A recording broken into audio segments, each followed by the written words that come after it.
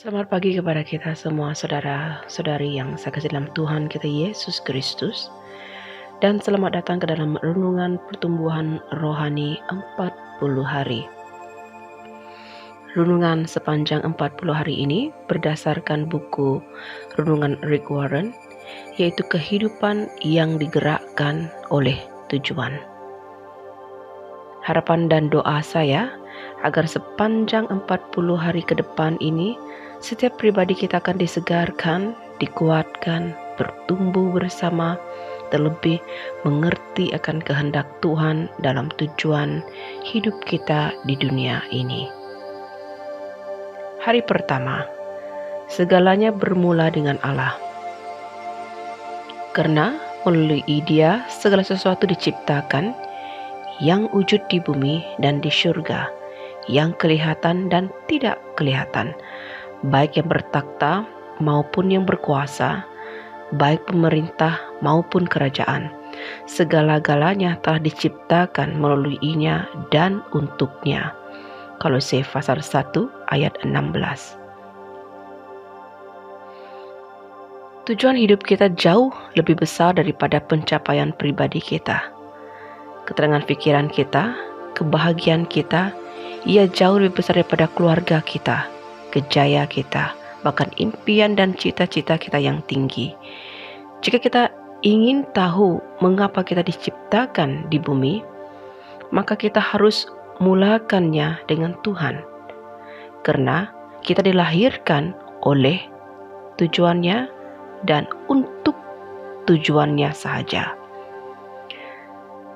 Selama ribuan tahun, ahli filsafah yang hebat telah membincangkan dan berspekulasi tentang arti kehidupan. Kita juga tidak dapat sangkalkan bahwa filsafah adalah suatu ilmu yang penting dan berguna. Akan tetapi, apabila filsafah menentukan tujuan hidup kita, sedangkan ahli filsafah yang paling bijak sendiri pun hanya mampu meneka tentang tujuan hidup.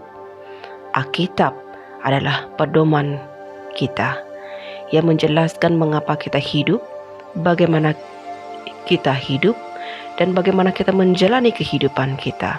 Apa yang harus kita elakkan dan apa yang harus kita lakukan dan apa yang akan terjadi pada masa depan. Alkitab menjelaskan perkara yang mustahil diketahui oleh buku untuk menolong diri kita sendiri atau buku filsafah. Alkitab berkata, hikmat Allah tersembunyi jauh di dalam maksud-maksudnya. Apa yang Allah tentukan sebagai cara untuk memajukan hal terbaik yang Ia ciptakan di dalam kita, bukanlah berarti terbaru, melainkan lebih merupakan berita tertua. Allah bukan sekadar titik awal dalam kehidupan kita. Dia adalah sumber kehidupan kita. Untuk kita menemukan tujuan hidup kita, kita harus melihat kepada firman Allah, bukan hikmat dunia. Kita harus membangunkan kehidupan kita di atas kebenaran yang kekal, bukan psikologi umum, motivasi kejayaan, atau kisah-kisah yang memberi inspirasi. Karena hanya dalam Kristus sahajalah kita menemukan siapa diri kita dan untuk apa kita hidup. Kiranya rahmat Allah memberkati kita semua. Ayat hafalan untuk hari ini terambil daripada Kolose pasal 1 ayat 16b yang mengatakan segala sesuatu diciptakan oleh Dia dan untuk Dia.